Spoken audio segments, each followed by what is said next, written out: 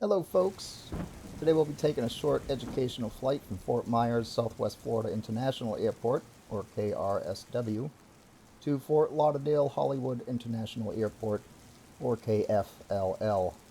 Manufactured by Learjet in 1971 and powered by two Garrett turbofan engines, production ceasing in 1994. Today we'll be flying the FLYSIMWARE Learjet 35A. If you're looking for a break from the more modern, state-of-the-art, glass cockpity type of Learjets out there, or just want to see how yesterday's less automated Learjets flew, this video is for you. Now, one contradiction in turn being that I'll also be giving a demonstration of one of Garmin's best GPSs currently on the market, the GTN-750. The Flight 1 GTN-750 in the simulator, or bought separately, is actually run by Garmin's GTN-750 trainer, and you have to install that on your computer in order for it to work. So let's get started. Welcome aboard. First thing we're going to cover is the door. Pressing Shift E or clicking on the door will close in two parts. This being a pressurized aircraft, the door needs to be very sealed. First thing we're going to want to do is traverse the lower latch and now use the door motor to tighten everything up, and once that kicks off we will go ahead and latch the top. Let's fire this bird up. Alright, I'm going to get the yoke out of the way, and let's put battery 1 and the battery 2 on, or both batteries on. We need our nav lights on, and since we're going to be firing it up, and I'll explain this in a second, I'm going to turn my recognition light on and my beacon light on. Now, real quick to explain the recognition light. There's actually no FAA regulation on when to use the recognition light. Recognition lights are not in every aircraft, and usually it's up to the airline that you fly for. And in some cases, different airports will have rules on them, or as much as at least requests saying if you have them, please use them in low visibility such as fog. So that being said, feel free to use them however way you want. Let's do the hydraulic pumps on, and now let's do the inverters.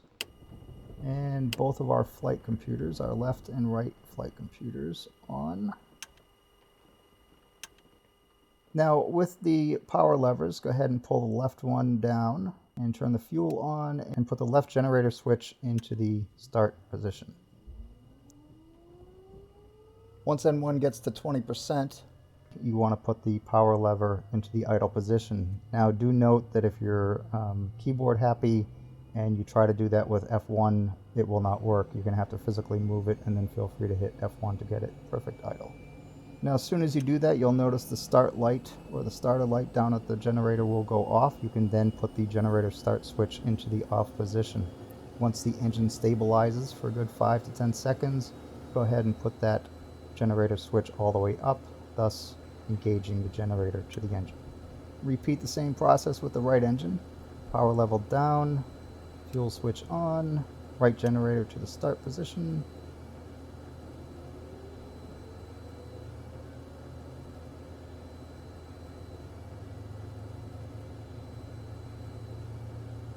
And once you hit 20, go ahead and move it to idle. I will hit F1, and I will go ahead and shut the generator, or put the generator switch into the off position. And once the engine stabilizes, move the generator switch to the generator position.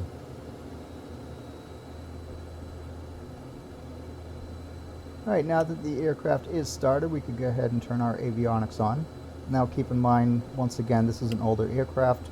Back then, or even today, in your Cessna, your Pipers, and just traditional practice, I believe in most aircraft, you do not have the avionics on while you're starting your engines. It's very highly sensitive equipment, so you really don't want to have any kind of surges. Now my charts, my obstacles, my terrain data, safe taxi, all that stuff may differ from yours. I have an upgrade to it direct from actual Garmin. But just so it's known, this is the actual trainer from Garmin. Okay. Anything as far as software, nav data, safe taxi database, flight charts, everything, you can actually update it. First thing I'm going to do is enter the flight plan, so let's go back there. We are at Fort Myers Airport and we are going to Fort Lauderdale, KFLL. And the first waypoint we're going to do is Lee County, and that's RSW. And followed by an airway. Let's go with J75, which is one of my favorites. You can take it all the way to Boston. But for here, we're just going to go to Dolphin, which is, go figure, near Miami Dolphin. Get it? And load that. I love the safe taxi charts, by the way. No more need for progressive taxi. Alright, at this point, I just look up at our annunciator lights, and we have to turn our left and right stall warnings on. Next on the list is our pitot tube. We want to make sure we have pitot tube heat, even though it is pretty warm here. And last but not least is our takeoff trim. Now for experimental reasons, and I'm just testing a few things on this, I'm going to go more towards the forward side of the elevator trim, but you would want to center this typically. I am fully loaded, by the way, minus cargo weight. Alright, let's test the annunciator lights. They all come on and look pretty. I like it. Alright, let's put the emergency battery to standby. I'm going to go ahead and put my marker volume up to high. And yes, anti-skid. Alright, seatbelt switch goes up or down. Down is seatbelt only, up is seatbelt and no smoking. And let's see, I'm going to set my altitude to 5,000 feet, which is what clearance delivery cleared me for. And set Alt Select. And I hate bright lights, so I'm going to put the dimmer on that.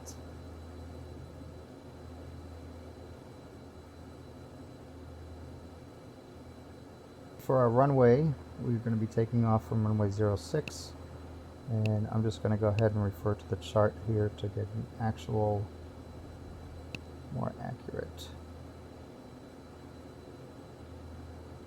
heading. There we go. Yeah, close enough. So I'm just going to dial on 6, bring my heading bug over here to 6. Good enough. And on the panel, I'm going to go ahead and arm or turn on the heading. Actually, I'm going to go ahead and arm the nav for now also. That'll make more sense in a couple of minutes. Let's put our taxi lights on and get moving. Now, like most aircraft, you really got to spool this baby up, I'd say around 60% anyways, before you start to see any movement. But once it does move, of course, be sure to move your power levers back a tad or a lot.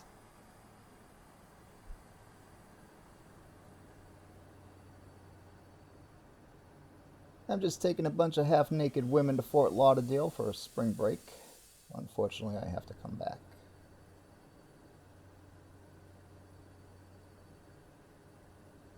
Now let's go ahead and put flaps 8 for our takeoff flaps. And we're at the runway now. I'm going to go ahead and put my landing lights on and turn my strobe on. And let's get our transponder set for altitude. There we are.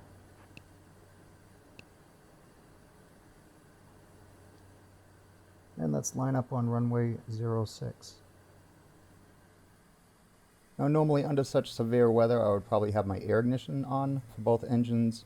The air ignition of course is kind of like the continuous ignition, that of like a Boeing system or Airbus. It's also what you would use if you were trying to restart an engine while in flight. Used when needed, but also sparingly because the heavy impact it's going to have on the wear and tear of your plugs and other components.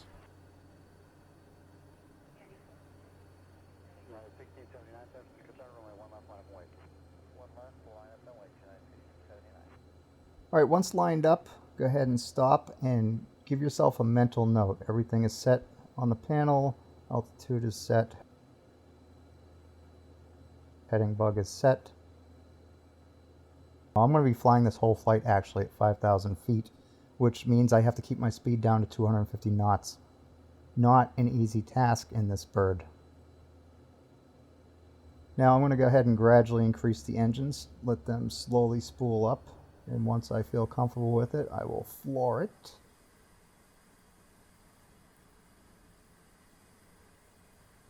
Got a little bit of a crosswind, so I just don't want to catch myself off guard. and it's healthy engine practices. Cargo 109 heavy, runway 28 right, I'll line up and wait, traffic 7 mile final. Line and wait, 28 right, detect your remarks, 1 cargo 1.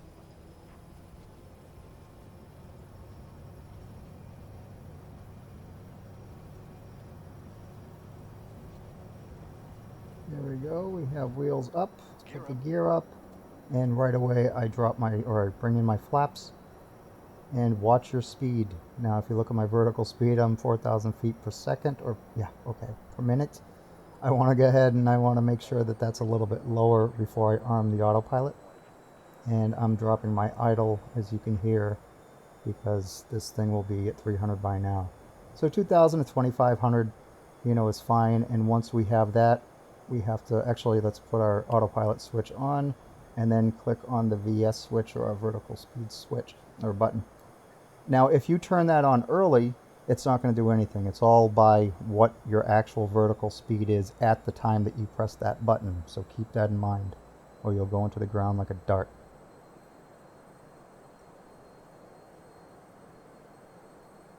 Again, monitor your airspeed constantly if you're below 10,000 feet. And since our cruising altitude is only 5,000 feet, I'm going to remain on heading bug until we reach that, so I can show you a couple things. Now the Alt Select switch will switch from arm to Alt Hold as soon as it hits 5,000 feet. About 350 feet before we get to our actual set altitude, you'll hear a little buzzer.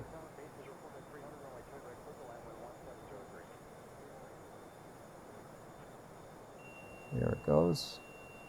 And now watch our Alt Select has changed to Captured. And once it hits actually 5,000, that'll swap over to Alt Hold. There we go.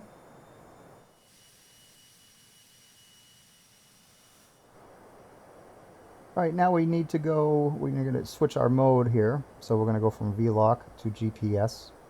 And we're going to go ahead and go direct to our first waypoint, which was Lee County, RSW. So once you do that, we get our arc, and we're going to switch to nav. And there we go. Let me show you something on the turn too. You do have a bank limiter, so you can change it to 15-degree bank limiter on, and that of course will limit your bank. So if people are partying heavy in the back and you don't want to make them tip their drinks, use that. Me personally, I want everybody to spill their drinks on them, because that's just how I roll. Now it's probably showing us outside the arc because of the fact that we went ahead and played with the limiter. Had we set the direct to first and the limiter was on, you would probably have a more accurate arc. Either way, it doesn't matter. We will connect the dots and we will be fine.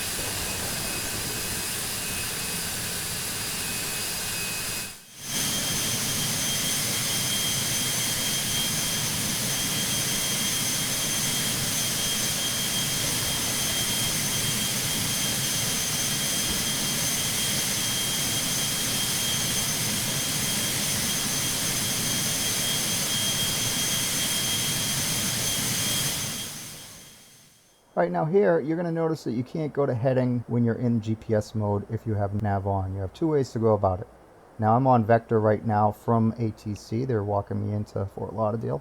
So I'm going to go ahead and just change it to VLOC, reach up here and turn my heading on and go where ATC tells me to. The other way to do it is to just go ahead and, even in GPS mode, you can shut off nav and then turn on heading. Then it will allow you to turn on the heading bug, but other than that it will not. Hey, lightning strike. Go figure. This is where I live, by the way. I live actually in Naples, just south of Fort Myers.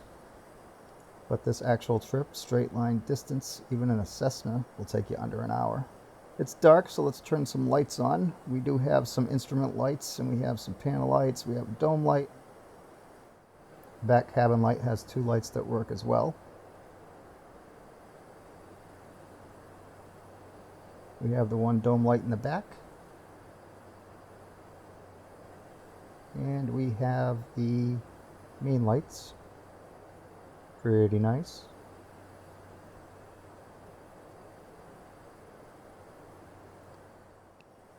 Alright, ATC has just cleared us for ILS runway 10 left at Fort Lauderdale. There it is. And we'll go ahead and load the approach. Okay. Now, if you notice, the ILS frequency actually just went to standby. And if we look at the chart, we can confirm that ILS, or localizer runway 10 left, the ILS is 110.10. Now, if you're using your charts effectively, you're going to want to see your DME. So go ahead and turn the DME dial here, and you'll bring up the light. Kind of odd, I think. But we need that. And again, if you're doing it right, you will too.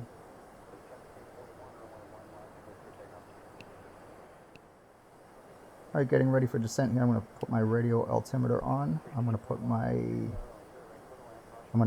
my thrusters, my reverse thrusters, in the arm position. Now, real quick on radio altimeter, you don't really want to put that on until you're descending. Some people actually don't put it on until a certain part of their descent, like say gear down. I'm going to turn on my radio alt. And the reason for that is because, especially this type of aircraft going back this far, you don't have the shielding that you do in a modern, aircraft. So the way it works, a lot of people actually call it a radar altitude because it is kind of like a radar. It throws a signal down and it comes back. So that could just do not necessarily damage to your instruments, but it interferes with your instruments. And you don't want that, so you want to use it sparingly. I see a lot of people turn that on when they're doing their startup procedures, and that's just, in an aircraft like this anyway, that's a no-no. You do not want to do that. Alright, we are getting ready to descend. So a couple things I want to do. We're going to do the speed method. Our altitude is set for 2,500 feet, and there's our speed. So I'm going to go ahead and hit Alt Select, and now hit the speed button on the panel. And all you have to do now is decrease your speed and watch your vertical speed indicator. Now I'm going to do the extreme here, not really the extreme, but I'm going to do an abrupt drop in speed. And it's not a good idea, especially this particular aircraft, because what you're going to get, is a yo-yo effect. And that's not really too comfortable for your passengers, and it's not really that good on your stabilizer, your elevator. So it will eventually work itself out, but it's just one of those things that's not worth it. I love having the roads so real in the simulator as well. That's 75 right there, which is the main highway in my area. And it's exactly placed and everything else. Whoa, we have a lot of traffic. Tons and tons. See, there's 75 also in the GPS. And look at that bird. Now he's on our approach course right there. He's at our altitude, that's the 00. And let's see where he is traffic-wise. We might be able to squeeze in front of him or behind him. Looks like we're going to have to go on behind him. At least the trajectory right now shows him going just before our nose.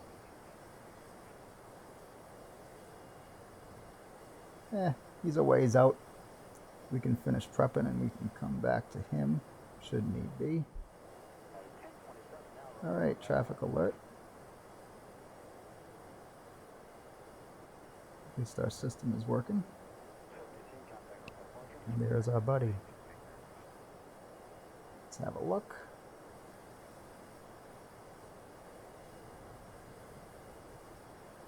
Oh yeah, we're going to have to go behind him.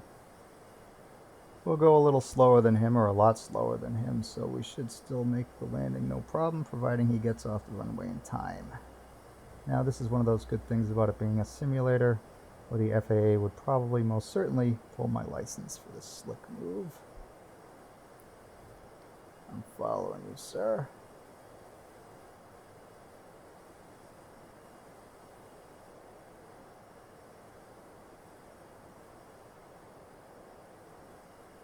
Alright, he stayed on the runway too long. We got redirected. We had to fly missed approach. But that's okay. I want to show you a couple things here.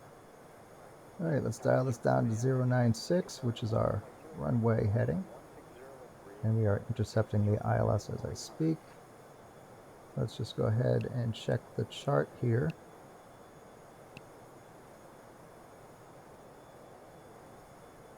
And we are 096, confirmed.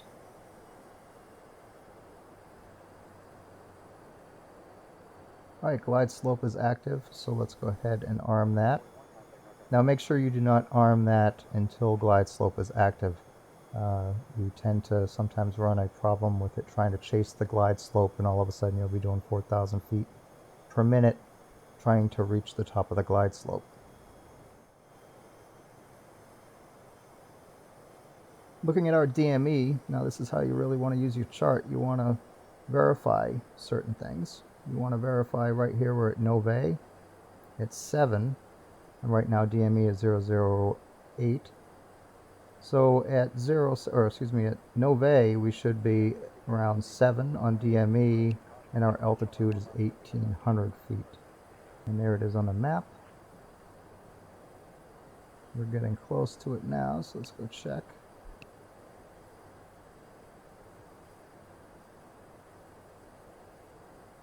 Alright, so 1920, 1900, and right around 7, and there we are at 1,800 feet. We are at Nove. One of my things that I really like about the sim, and it's a hidden feature to a lot of people, if you've ever gone through pilot training, one of the things that you do to verify your chart is to verify your ident. Okay, so when you're flying an ILS, if you're an IFR pilot, instrument flight rules, then you'll always want to validate your ident. Now if you look here on the chart, you'll see that there's a Morse code identifier on it, and the Morse code identifier is actually the Morse code, and that's what you're going to hear back if you tune in, if you set that to listen to. So we have it already dialed into the nav1, so we can just go ahead and turn it on for our comms, and we can listen to the Morse code identifier once we're in range. That's exactly what we have.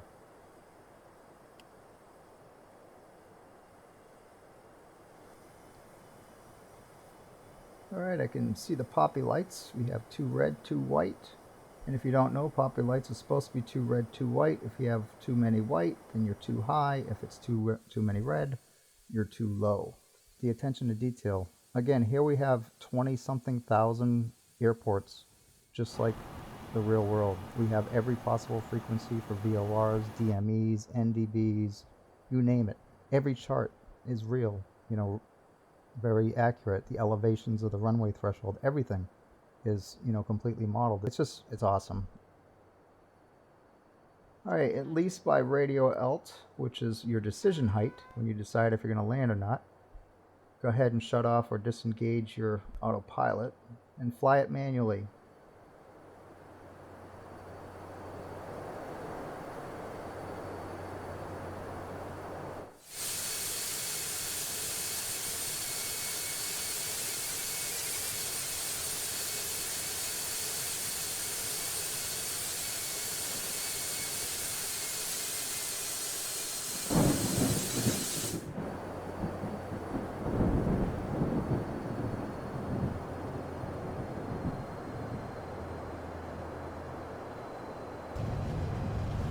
Reverse thrust set.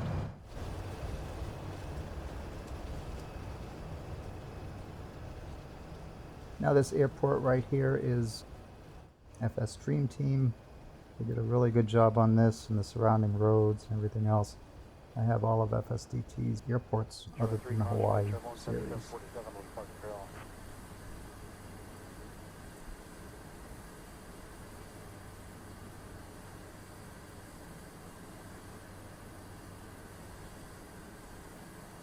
our ground marshal. 374, contact North California, good day. There we go.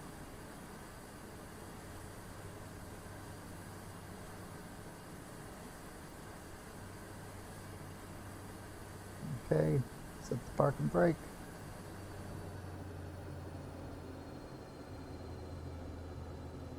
And wait for the signal. And go ahead and cut engine. And that's it, folks. Until next time, bye-bye.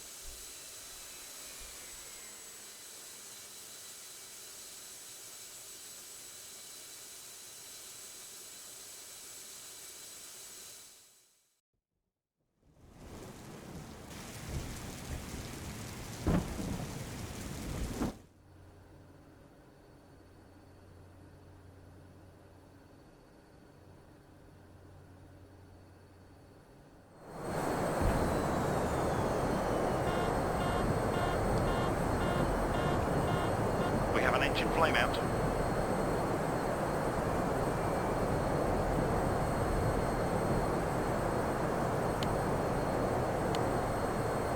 Mayday, mayday, mayday. We have a serious problem on board. 1741, Pacific Center, runway 11 platform. License camera 6241, cross right to advise the contact ground clear.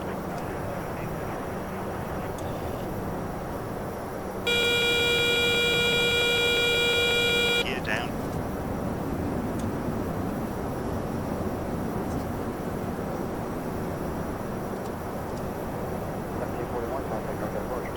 Don't sink. Don't sink. Don't sink. Don't sink. Don't sink. Don't sink. Don't sink. Easy on the stick. Look at your Don't descent sink. rate. Don't sink. Don't sink. What's your descent 500. rate? Sink rate. Pull up. Easy on the stick. Pull Look up. at your descent rate.